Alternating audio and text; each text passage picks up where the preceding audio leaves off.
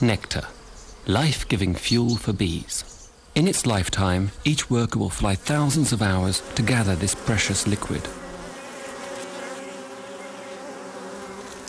Yet as soon as they return to the hive, the selfless workers share the fresh nectar with their fellow bees.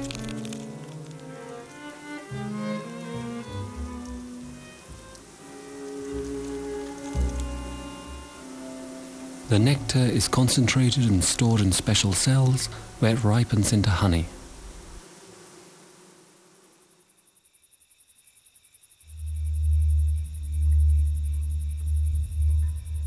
Even industrious bees work only by day, but whilst the colony rests, the scent of honey is carried on the night air.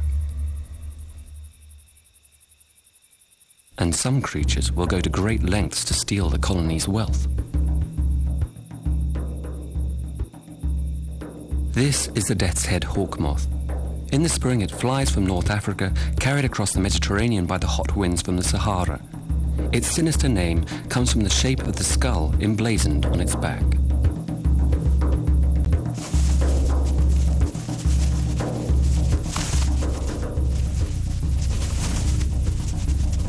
The moth's limbs are stiff from the cold night air. By shivering, it warms its body up before taking to the air.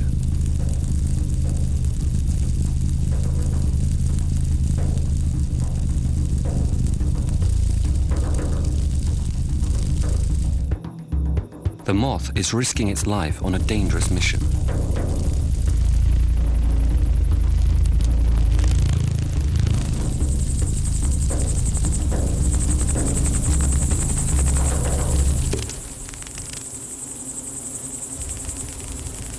It lands on the hive entrance, surrounded by guard bees ready to defend the hive.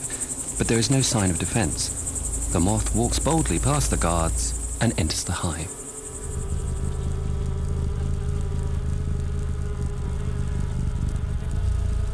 The moth's camouflage is perfect, for it wears the cloak of invisibility. The moth has acquired the special scent of this beehive and, despite its size, passes as a member of the colony.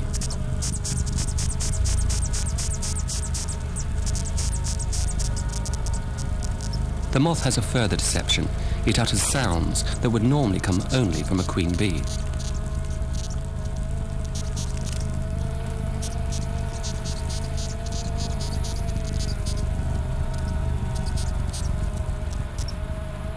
With these disguises, the moth can attack the honey cells unchallenged.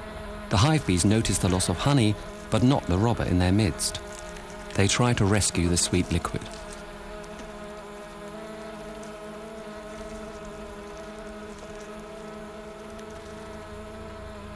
The death's head hawk moth sucks 4 or 5 honey cells dry and then makes his way to the entrance, for his camouflage is beginning to wear off.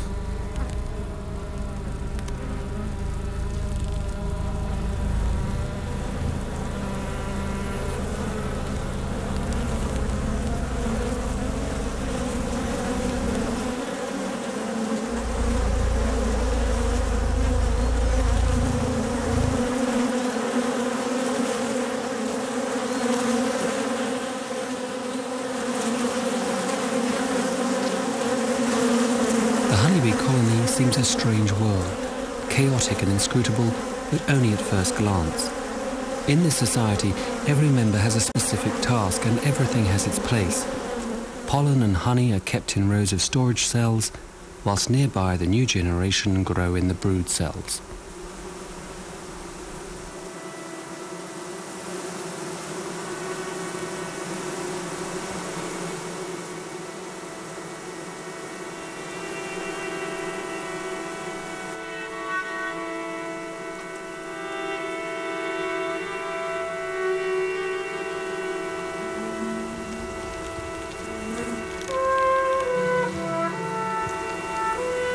The brood cells for the next generation of worker bees are kept at a respectful distance from the larger cells where the bees rear their future queens.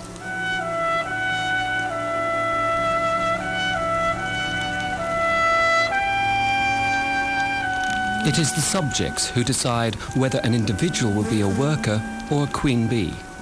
As eggs, all bees are equal, But by feeding this grub with royal jelly, the workers ensure she will turn into a queen.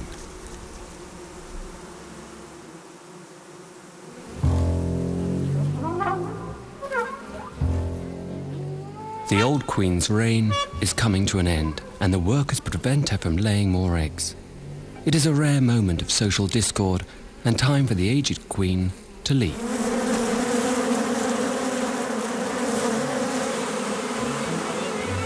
All who can fly go with her.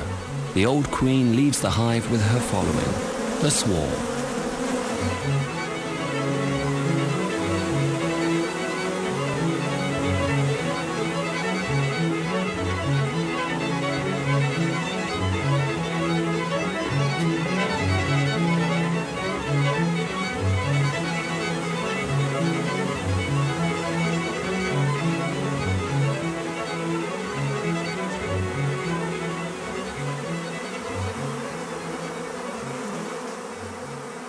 But her strength soon flags.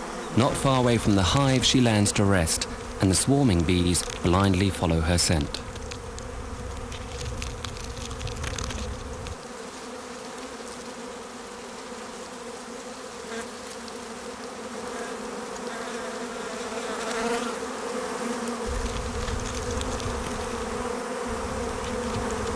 All the bees collect around the queen to protect her and to keep her at the right temperature.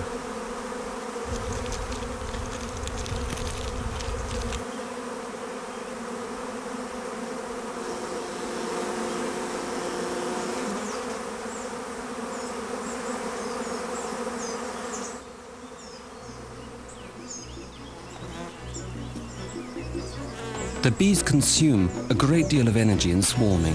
What food they had in their stomachs is quickly used up. They must gather more nectar.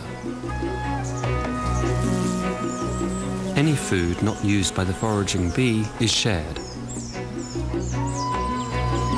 Time is short. The site for a new hive must be found quickly. The scouts investigate the hollow trunk of a fruit tree. The swarming bee's situation calls for a quick decision. Many swarms die because they can't agree on a site.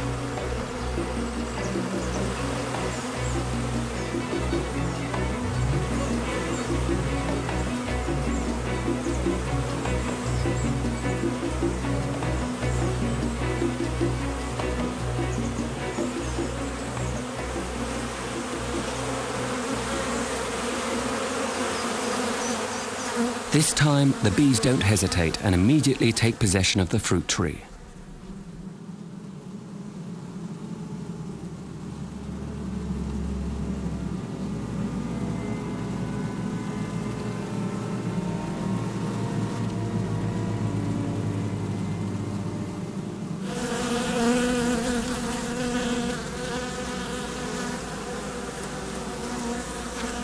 The first job for the workers is to air their new home to get rid of the musty smell.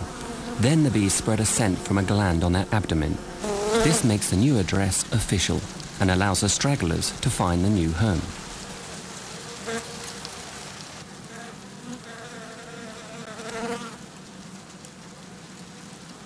The bees form living chains inside their new site. By this extraordinary means, the bees measure up the cavity for the construction work, which must begin immediately.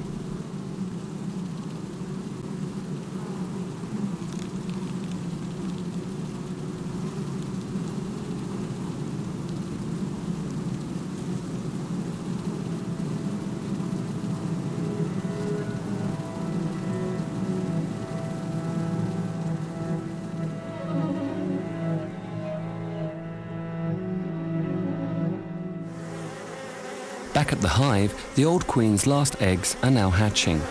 The worker bees that remained provide a constant supply of food.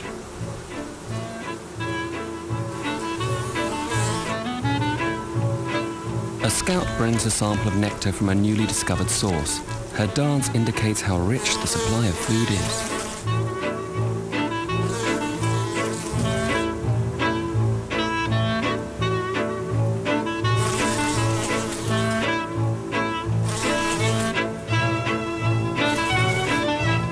But the tail-wagging dance tells the other bees much more, the direction of the source and the distance of the flowers from the hive.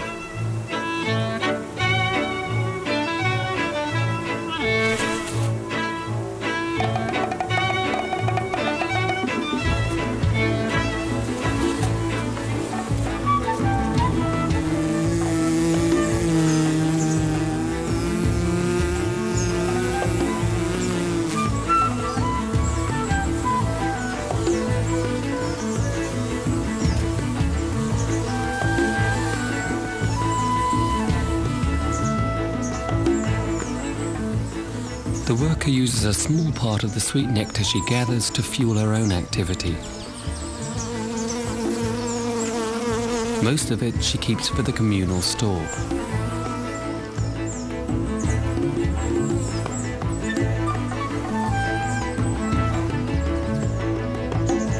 The workload of these social insects is incredible. On average, it takes the nectar from 10 million flowers for every litre of honey.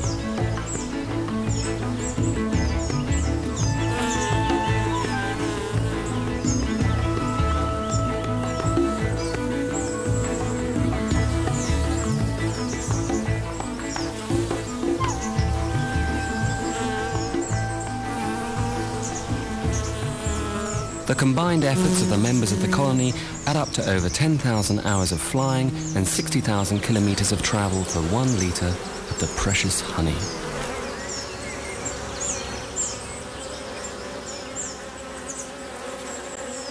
When they reach the hive, the nectar gatherers don't rest from their labours. They quickly pass on the nectar to the hive bees before flying out once more.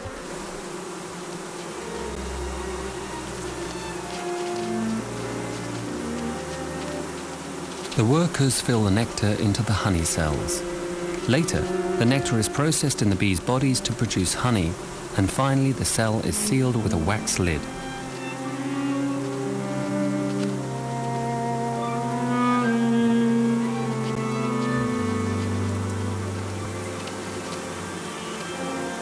For the bees, honey is crucial.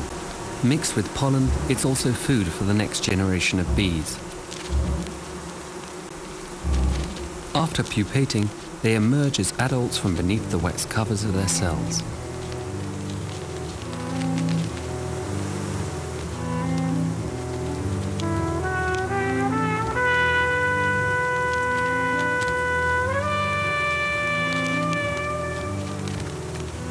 Unlike the cells of the workers, those of the male bees, the drones, have domed covers.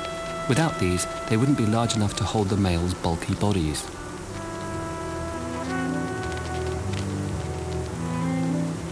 Midwives are at the ready everywhere in the drone section of the hive.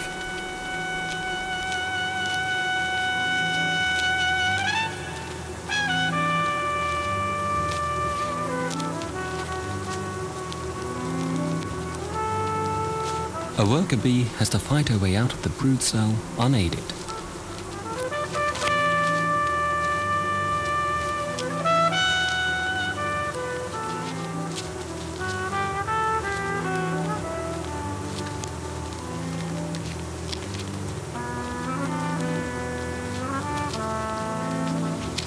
But the drones receive special care.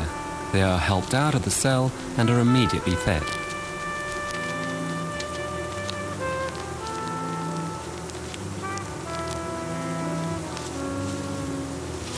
There's a reason for this special treatment in an otherwise society of equals. The drones are urgently needed.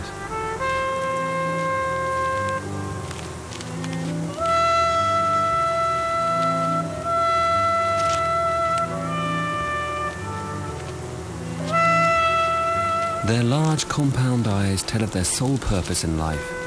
They mustn't lose sight of the queen on the mating flight.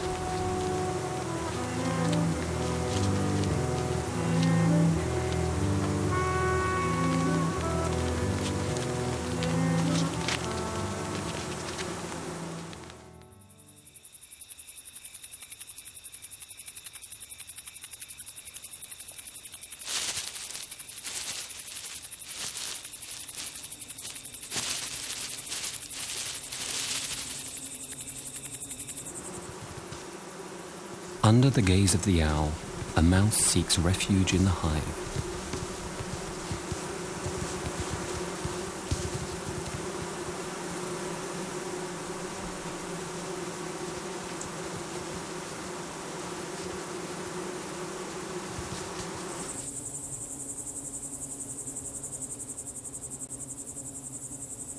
The mouse is fortunate, for it escapes attack from owl and bees. It's not after honey, but warmth and safety, which it finds in the lower story of the hive.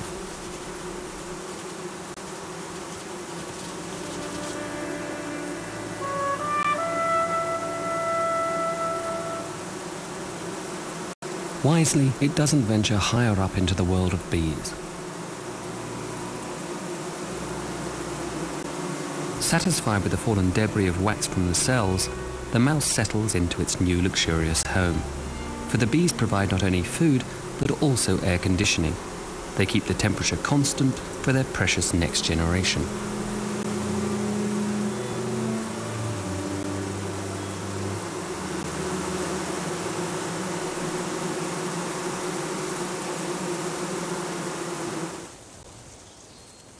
As the days lengthen, the blossom of the apple trees falls.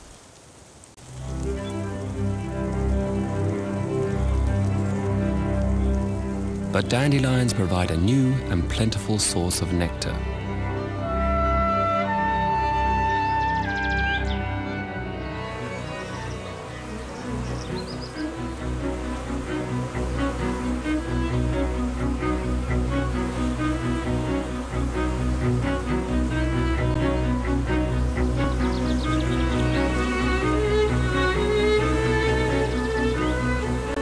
The nectar is deep within the flower, and the bee can only reach it by thrusting its body and long tongue into the sea of petals.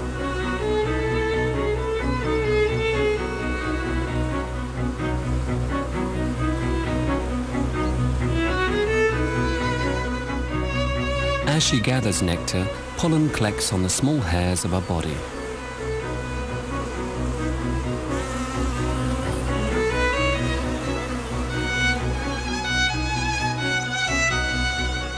To carry the pollen safely, the bee stows it in sacks on her hind legs. A worker bee can carry half of her own body weight in pollen and nectar, and still be able to fly. Though takeoff can be a bit tricky.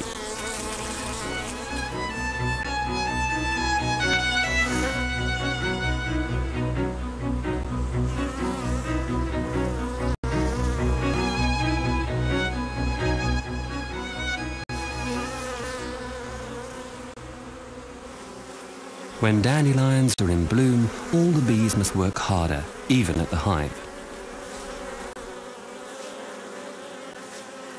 In a bewildering whirl of activity, nectar and pollen are delivered and passed on from bee to bee, whilst bees at the entrance fan a stream of scent to guide the workers home.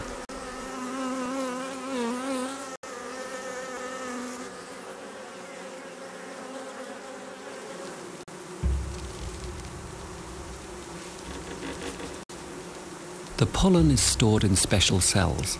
Later, mixed with honey, it will become food for the young.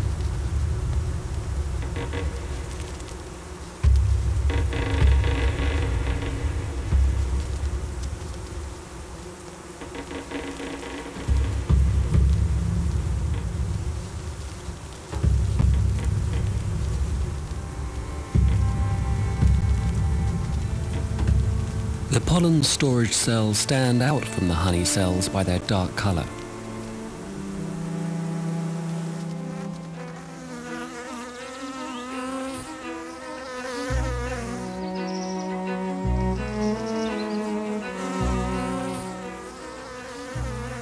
The bees work feverishly, for not only is the time for harvesting short, but unpredictable events can force the bees to stop work.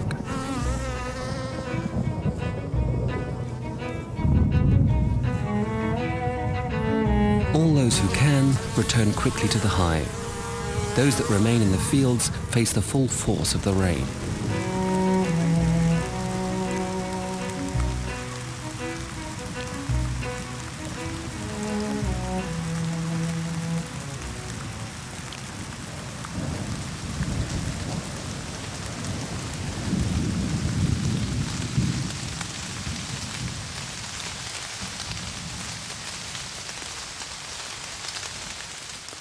foraging bees are forced to seek shelter from the downpour. The rain poses a real threat to the bees. They can become so chilled by the water that their muscles no longer function efficiently. They are grounded, unable to fly.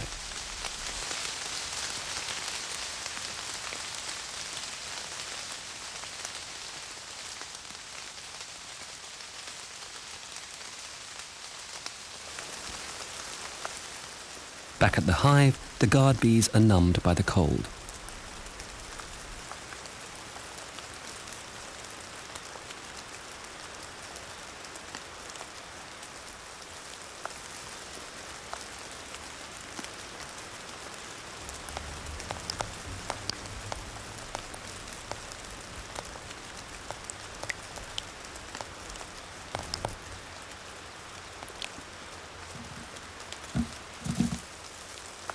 The mouse uses this moment to satisfy its curiosity without the risk of being stung.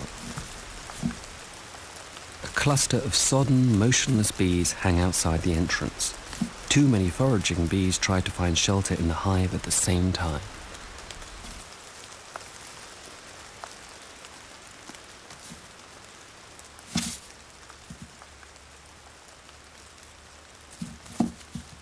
But the mouse needs to be careful.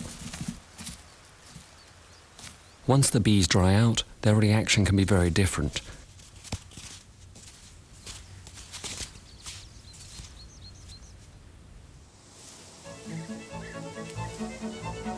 The mouse is not a real threat to the society of bees, but the bee eater is. It is a fast and acrobatic hunter with immunity to bee stings.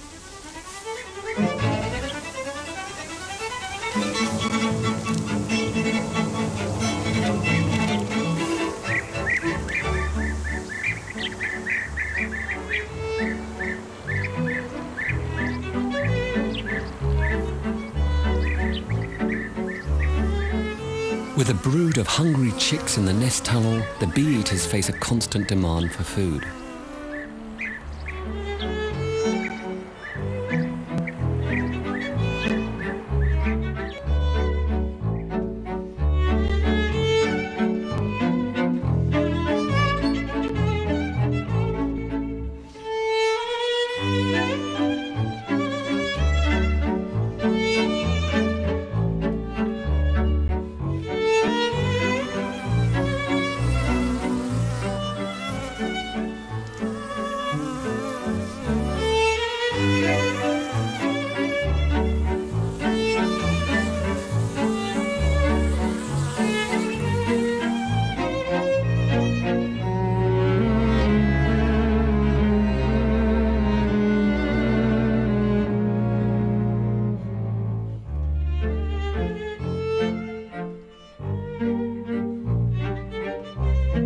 A single bird can kill 500 bees a day. A whole group of nesting bee-eaters is a serious threat to the colony of bees.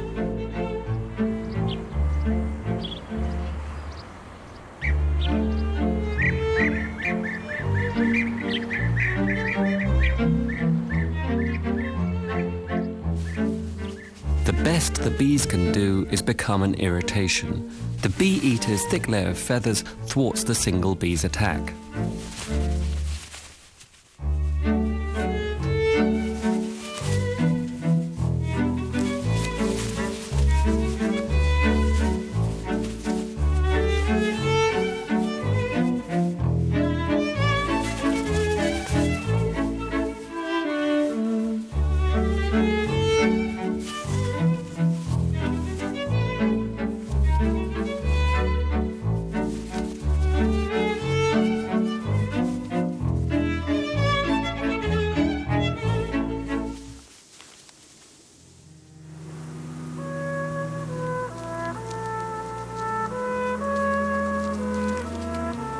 Meanwhile, there is a bustle of activity in the royal apartments.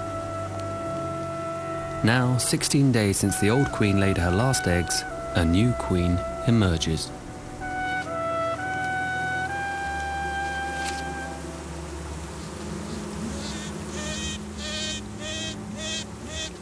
She stakes her claim to be ruler with a piping call.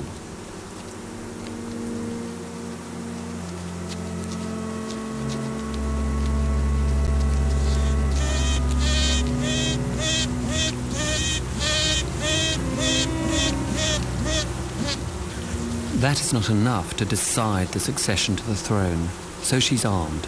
She will have to fight for her claim using her sting. Her first rival is stung to death through the wall of the royal cell before she can be born.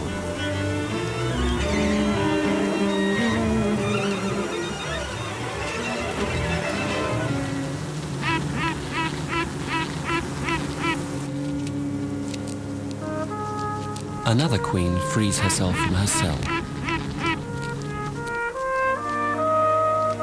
The firstborn queen must now act quickly if she wants to remain in power.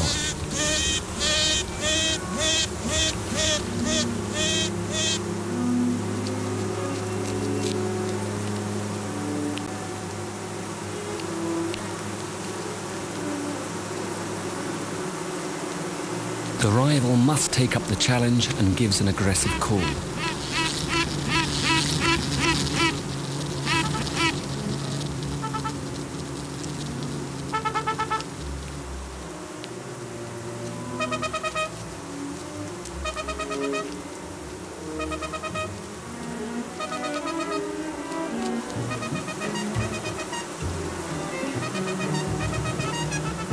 The battle for the colony begins.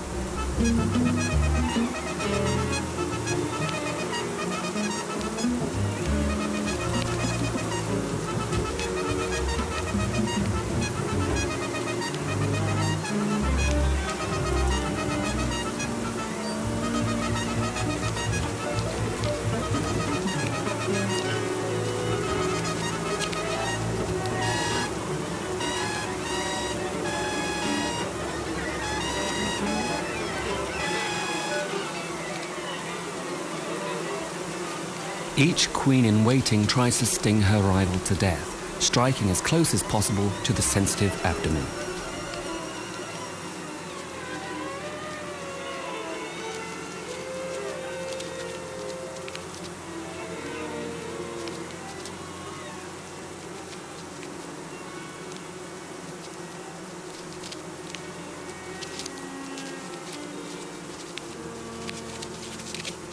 But most unusually, the battle ends in a draw.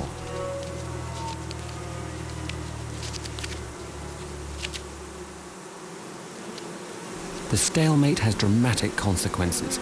The colony decides to divide once again, a rare and risky undertaking.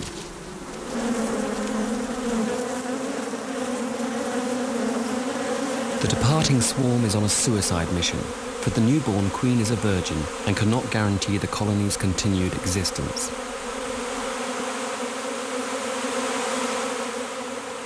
The worker bees, though, have no choice. They are programmed to follow the queen, to stay with her scent.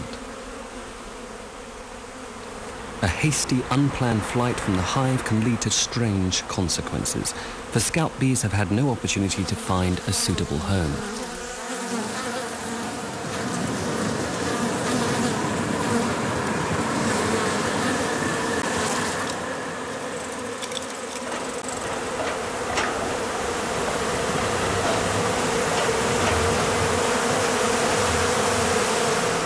Together with their young queen, the bees seek a resting place, even if it's not an ideal one.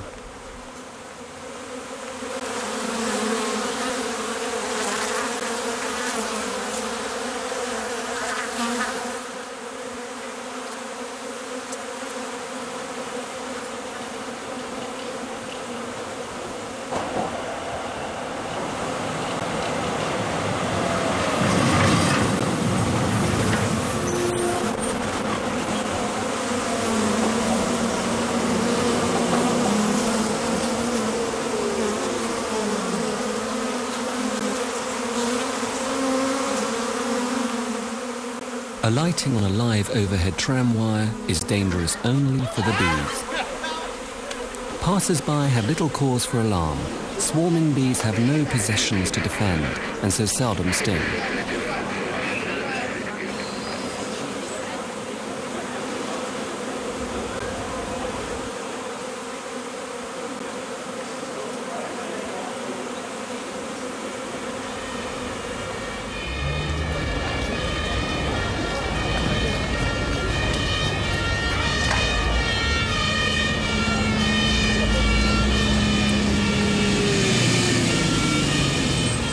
fire brigade come to the rescue.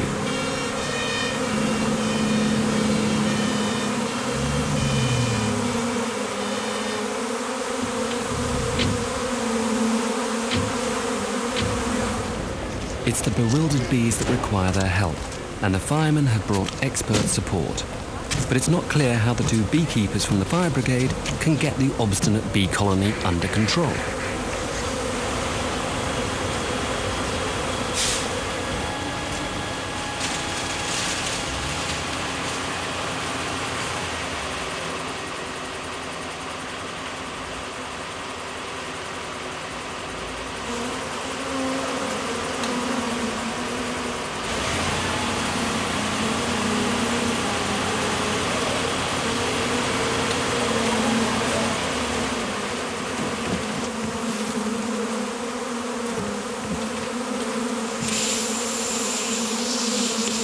As one would expect firemen to do, they turn their hoses on the bees. The cold water has the effect of calming the bees temporarily.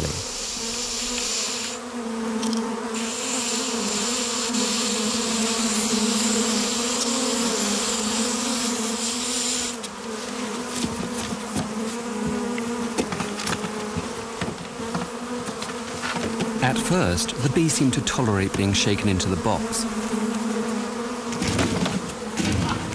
But then, the queen begins to revolt. She has been protected from the effects of the cold spray by a layer of her loyal workers. The swarm, with the queen in its midst, rises from the box and continues its journey to a new and unknown destination.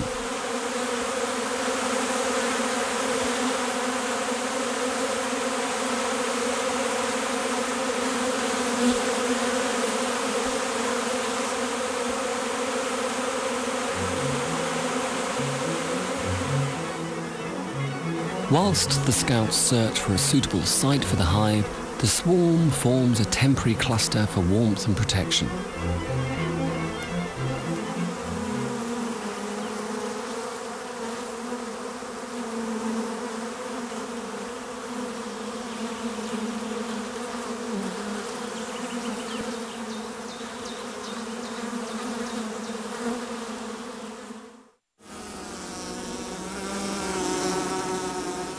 The old queen's colony has no such problems.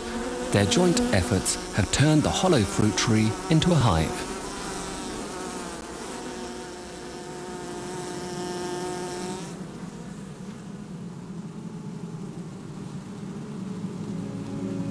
Cell upon cell and row upon row, the comb is built, though a high price has to be paid for the building material. 1 kilogram of beeswax represents the energy from 7 kilograms of finest honey.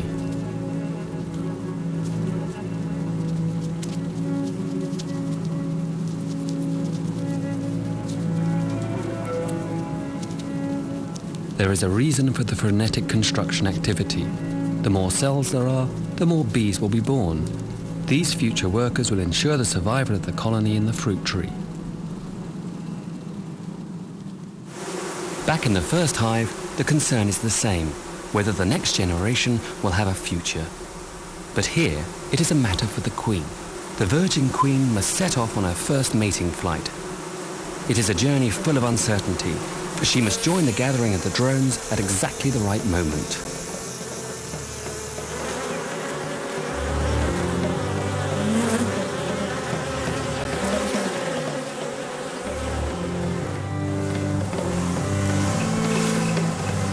When the queen appears, she's immediately surrounded by the drones, who will follow her unique scent.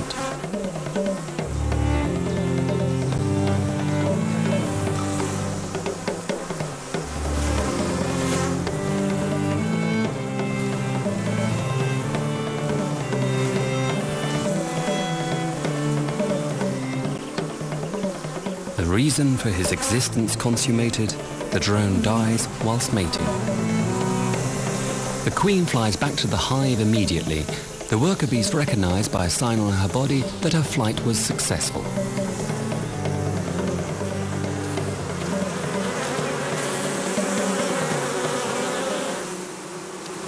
She'll make a few more mating flights in the coming days.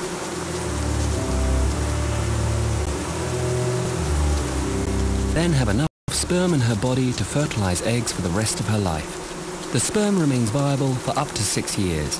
The queen can begin laying eggs, and the colony's future is now more secure.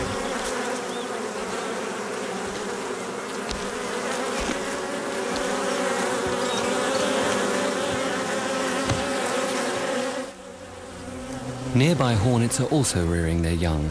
With hungry hornet grubs to feed, attacks against the bees suddenly increase in intensity.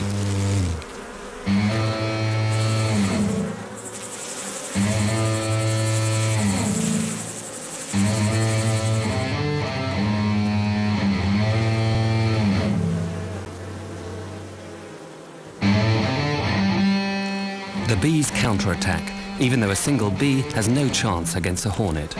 The hornet's goal is the large flight muscles, but in the struggle the bee often loses her head.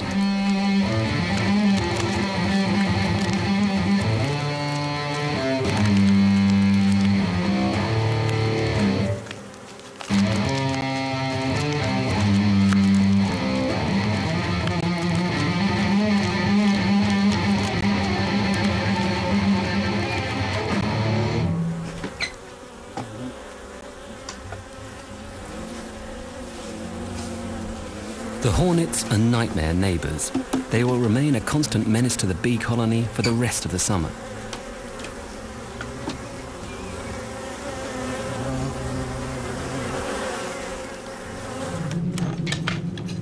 But the bees have nothing to fear from this visitor. The beekeeper only wants to pay his respects to the new queen.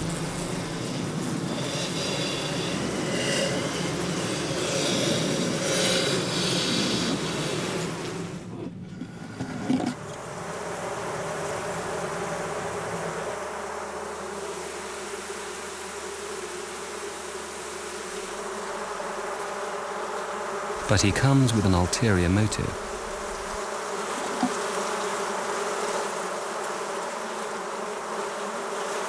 A mated queen is of great value to the beekeeper.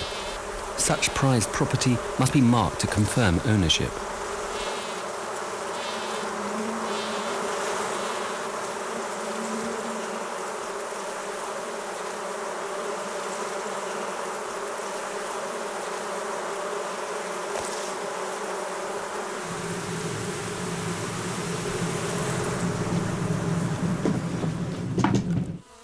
After the detour into the town, the roaming swarm has finally found a suitable home, the root of an old tree.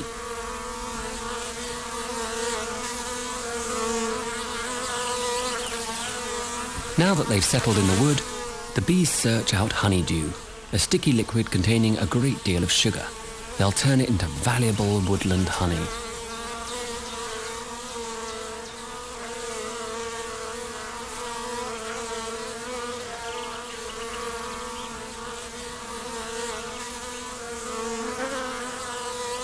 The honeydew comes from aphids. It is prized by many insects and especially wood ants.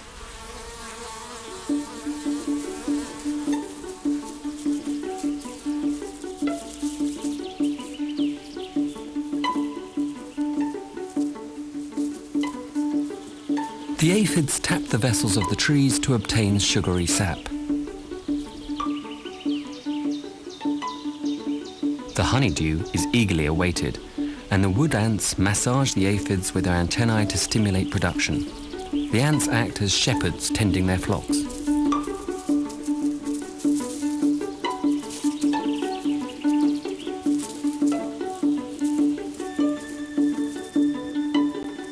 An antlion approaches the wood ants' flocks.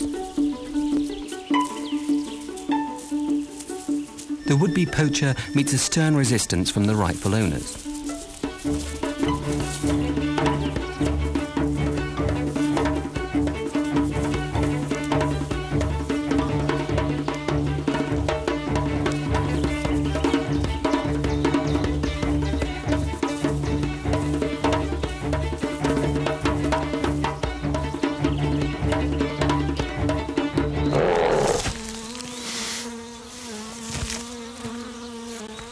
The bear is known for its sweet tooth. and a beehive is irresistible.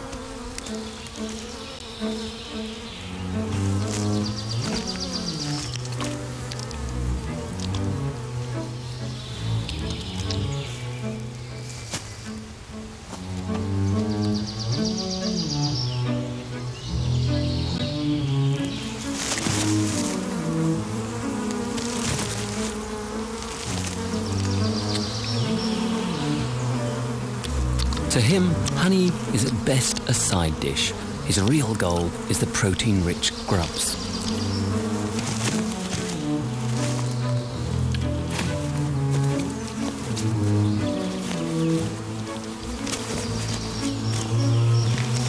The bees desperately defend their brood and their new hive.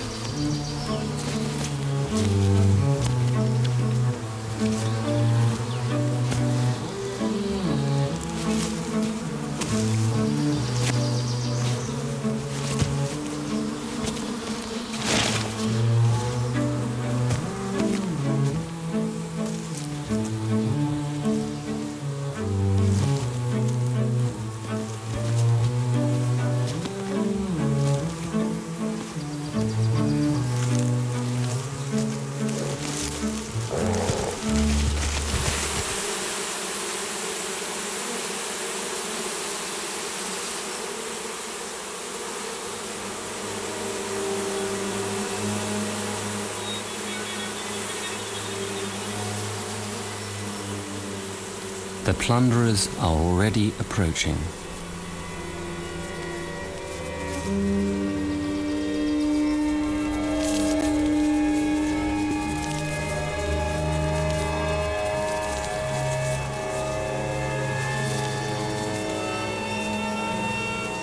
One bee tries to rescue some honey. She's driven away by the ants.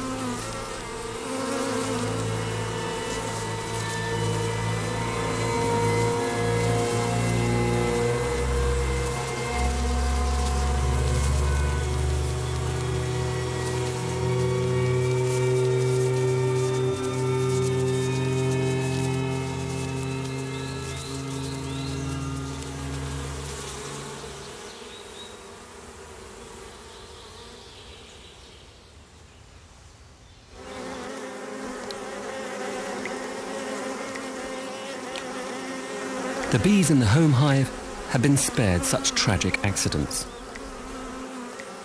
The summer heat can cause the temperature in the hive to rise. The workers are kept busy bringing in cooling water. The heat cannot be allowed to deflect the young queen from her purpose, for every day she must lay thousands of her eggs in the brood cells.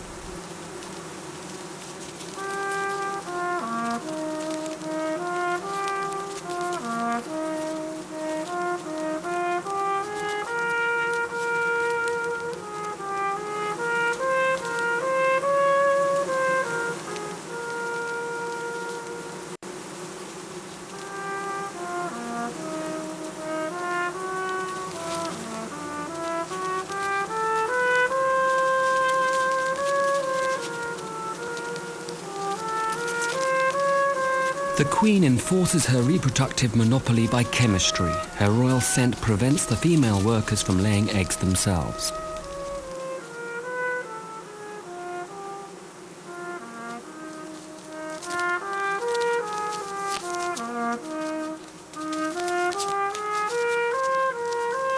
After a few days, the eggs will hatch into larvae. The grubs grow, bathed in a special food brought to them by the nurse bees. Later, they will pupate and emerge as a new generation of adult bees to ensure the continued life of the colony during the coming winter months.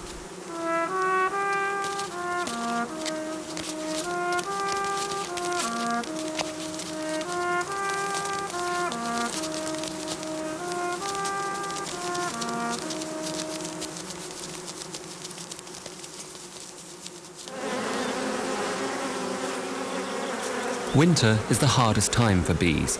They have only the honey stores set aside in the summer. All the bees must work for the survival of the colony. Idlers are not tolerated. The drones' only function was to fertilize the queens. Their job done, they are no longer needed.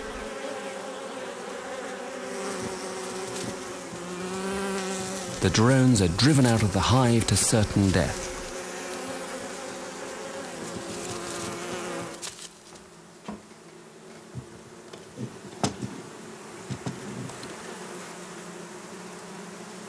There is one more disturbance of the bees' ordered existence.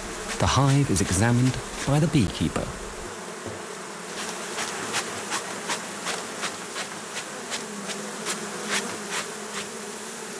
It is time for him to take his share of the food reserves, the honey. It can be seen as rent for the hive and its management. But the rent is moderate, for the beekeeper wants this most perfect of societies to survive the winter. Next year, a new generation of selfless workers will take to the air to pollinate the flowers and gather the nectar to feed their fellow bees and to bring us the sweet taste of honey.